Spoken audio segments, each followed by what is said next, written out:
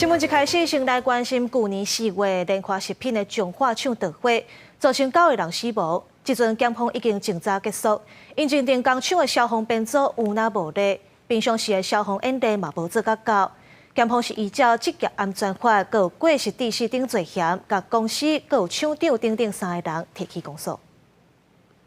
厝顶青乌烟，消防人员一直甲伤者挨出来。莲花食品彰化宝岛厂去年4月2日发生大鼎炉失火，这大火造成9个人死亡，1人重伤，9个人轻伤。专案中华地检署测试证据，认定3名公司干部违反职安法，涉嫌犯着过失致死、过失致重伤等罪嫌，提起公诉。莲花公司伊也未收到起诉书，案件进入司法庭司不必回应。 目前呢，因为我们尚未还没有收到起诉书，所以这件事情它现在目前进入司法程序，所以我们不太能多做评论。检察官调查发现，莲花食品生地科长看到大鼎炉伫咧烧时阵，说是拒绝用灭火器，失去拍火上解火的时机。而且以身为自卫消防编组的组长，竟然记袂起来防火编组名单。生地代理厂长含洗出来公务部经理，也无落实监督责任，无定期进行消防演练，或者消防编组干那挂名。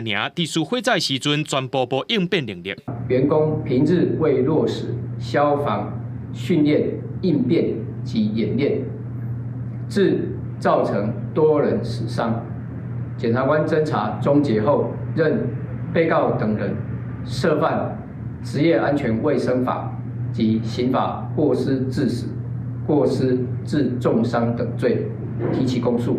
就是未依规定进行建筑物的公安申报，建筑那边后来也有去开罚30万块啊，他均有依规定每半年实施智慧项变做演练嘛，然后相关的成果也有报我们消防队这边备查。彰化县消防局表示，根据记录，厂房有照规定半年一届消防自卫编组演练，而且被测在案，不过无进行建筑物公安申报，已经由建设处罚30万。